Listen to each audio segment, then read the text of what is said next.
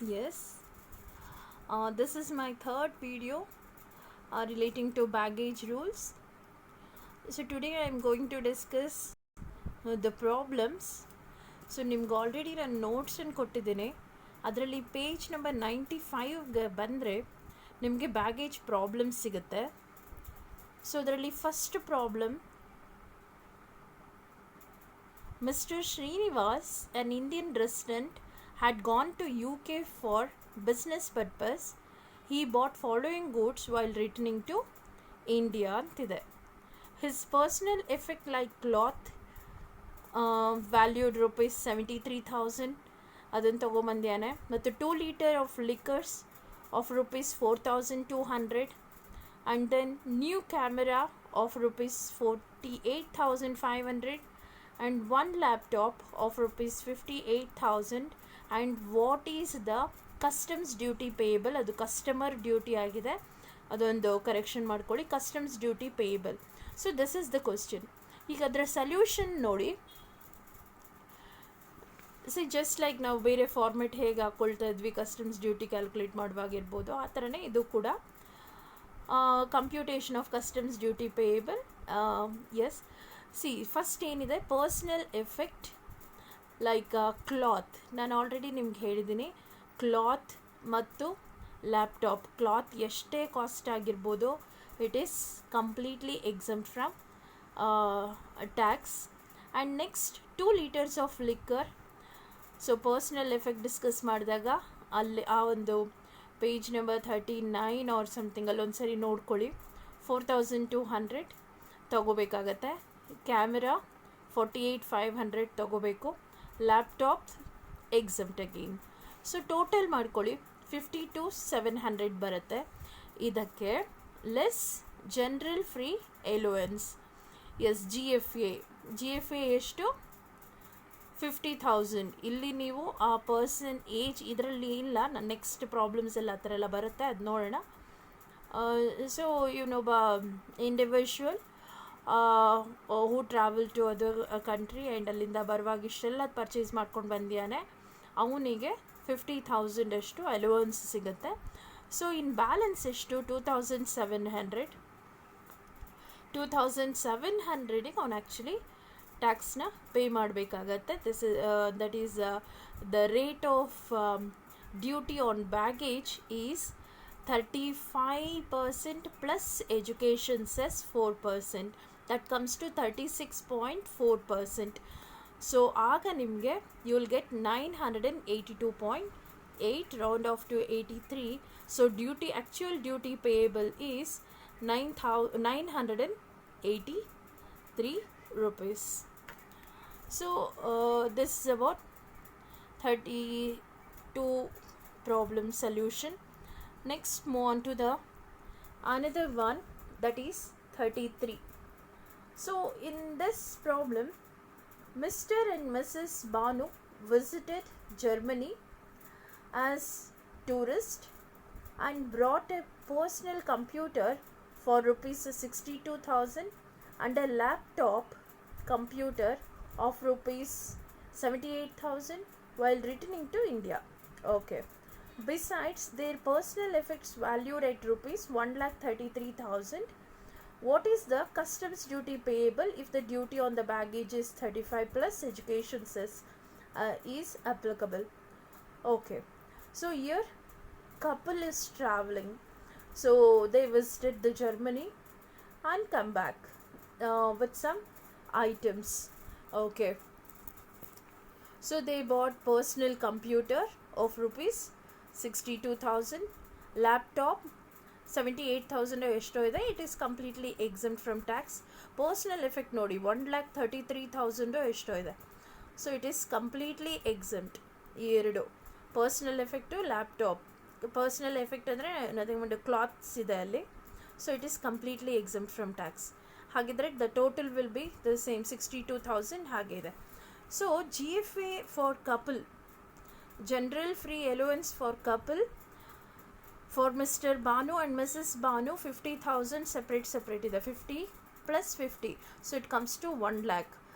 So the allowance is more than the taxable amount. So it is, the duty payable is what? Nil. It comes to nil. Okay. Next,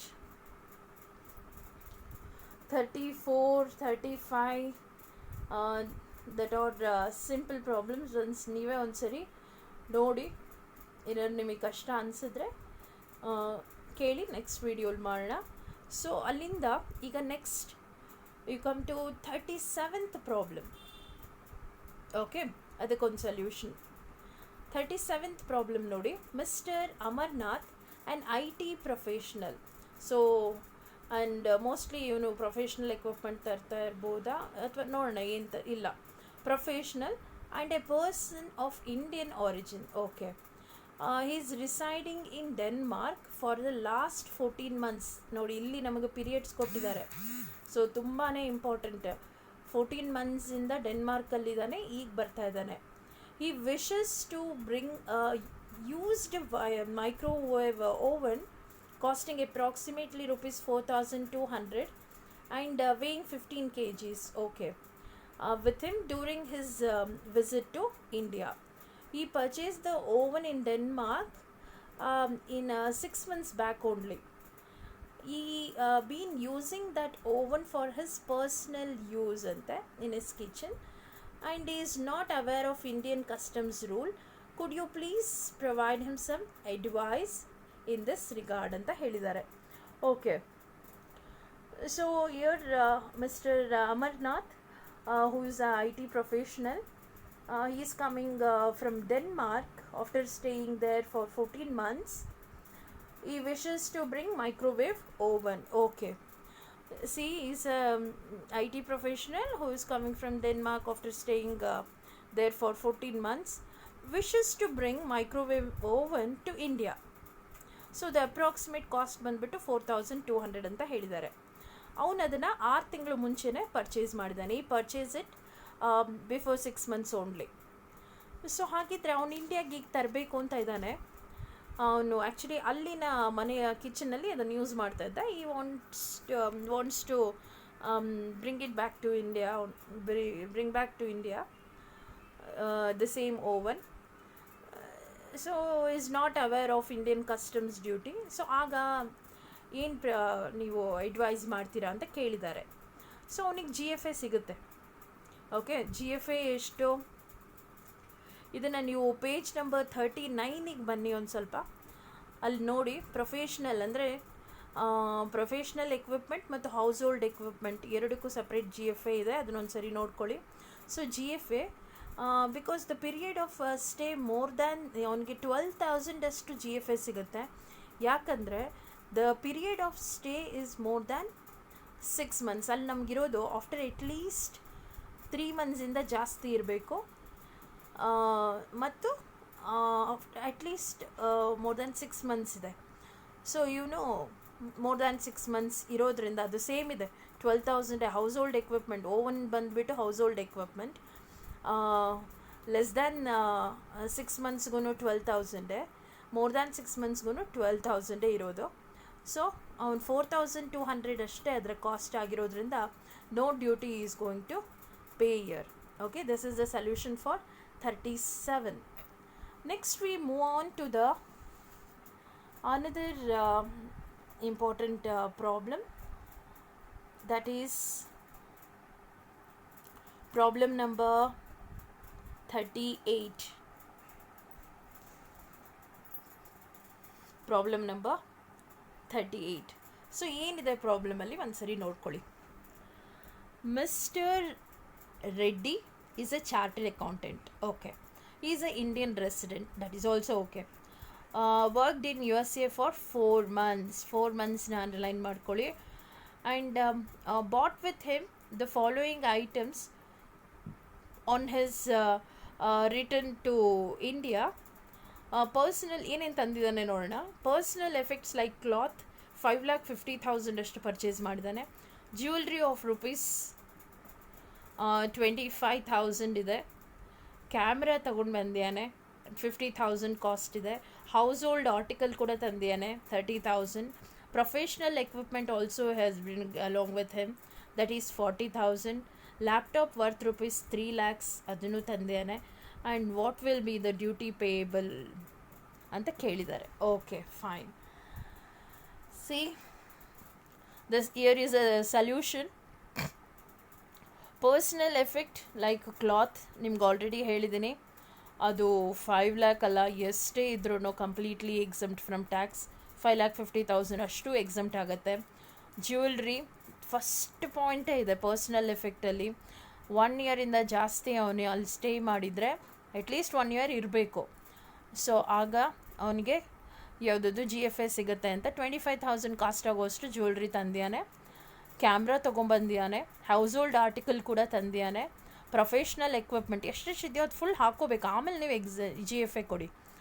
laptop ಇದೆ, laptop 3 lakh ಅಷ್ಟು cost ಇದೆ. ಅದು laptop ಇದ್ರೂ ಪರವಾಗಿಲ್ಲ. Laptop also completely exempt from tax. So ಅವೆರಡು exempt ಮಾಡಿದಾಗ ಉಳಿದಿದ್ದು ಈ 4 ಐಟಮ್ದು ಟೋಟಲ್ ತೊಗೋಬೇಕಾಗತ್ತೆ. ಸೊ 1,45,000 ಟೋಟಲ್ ಆಗುತ್ತೆ. ಈಗ GFA ಕೊಡೋಣ. General GFA first. ಅವನು ಎಲ್ಲಿಂದ ಬರ್ತಾ ಇರೋದು? USA. ಓಕೆ. ಸೊ ಸಿಂಗಲ್ ಆಗಿದ್ದಾನೆ. ಮತ್ತು ವೆರಿ ಇಂಪಾರ್ಟೆಂಟ್, ನೀವು ಕಪಲ್ ಹೋಗಿರೋದ ಸಿಂಗಲ್ ಅದನ್ನು ನೋಡ್ಕೊಳ್ಬೇಕು. ಸೊ ಸಿಂಗಲ್ ಆಗಿದ್ದಾನೆ. ಸೊ GFA ಅಲೋವೆನ್ಸ್ ಅವ್ನಿಗೆ ಎಷ್ಟು ಸಿಗುತ್ತೆ? 50,000 ಸಿಗುತ್ತೆ. ಫಸ್ಟ್ ಅದನ್ನು ಕೊಡಿ. GFA for house hold articles. So ನೋಡಿ, ಹೌಸ್ ಹೋಲ್ಡ್ ಆರ್ಟಿಕಲ್ 30,000 ಏನೋ ತೆಗೆದುಕೊಂಡು ಬಂದಿಯಾನೆ. ಸೊ ಇಷ್ಟೇ ಮೋರ್ ದ್ಯಾನ್ 3 months ಆಗಿರೋದ್ರಿಂದ 12,000 ಅವನಿಗೆ GFA ಕೂಡ ಅಲ್ಲಿ ಸಿಗುತ್ತೆ. ಸೊ ನೆಕ್ಸ್ಟು ಪ್ರೊಫೆಷ್ನಲ್ ಎಕ್ವಿಪ್ಮೆಂಟ್ ಕೂಡ 40,000 ಕಾಸ್ಟ್ ಇರೋಷ್ಟು ತೊಗೊಂಬಂದಿಯಾನೆ. GFA ಫಾರ್ ಪ್ರೊಫೆಷ್ನಲ್ ಎಕ್ವಿಪ್ಮೆಂಟ್ ಆ ಪೇಜ್ ನಂಬರ್ 39 ನೋಡ್ಬೇಕು ನೀವು. ಪ್ರೊಫೆಷ್ನಲ್ ಎಕ್ವಿಪ್ಮೆಂಟ್ಗೆ ಅಟ್ಲೀಸ್ಟ್ 3 months ಇದ್ದರೆ 20,000 ಅವನಿಗೆ GFA ಸಿಗುತ್ತೆ. ಮೋರ್ ದ್ಯಾನ್ 6 months ಇದ್ದರೆ 40,000 GFA ಸಿಗುತ್ತೆ ಅಂತ. ಇವನು ಇರೋದಲ್ಲಿ ಬರೀ 4 months ಇದ್ದ ಅಷ್ಟೇ. 4 months ಇದ್ದ. 3 months ಜಾಸ್ತಿ ಇರೋದ್ರಿಂದ 20,000 ಅವನಿಗೆ GFA ಪ್ರೊಫೆಷ್ನಲ್ ಎಕ್ವಿಪ್ಮೆಂಟ್ ಮೇಲೆ ಸಿಗುತ್ತೆ. So 50,000 general free allowance and GFA for house hold article, GFA for professional equipment 20,000. So ಇಷ್ಟನ್ನು ಲೆಸ್ ಮಾಡಿದಾಗ ನಮಗೆ 63,000 ಬರುತ್ತೆ. ಸೊ ಆ್ಯಕ್ಚುಯಲ್ ಡ್ಯೂಟಿ ಅವನು ಎಷ್ಟು ಪೇ ಮಾಡಬೇಕು ಅಂದರೆ ಆನ್ ದಿಸ್ 63,000 ಮೇಲೆ ಎಷ್ಟು ಬರುತ್ತೋ 36.4% ನಮ್ಮ duty rate of duty on baggage ಹಾಕ್ಕೊಂಡಾಗ ಏನು ಬರುತ್ತೋ that is the actual duty payable. So that is how much 22,932 ಬರುತ್ತೆ. ಸೊ ಇದು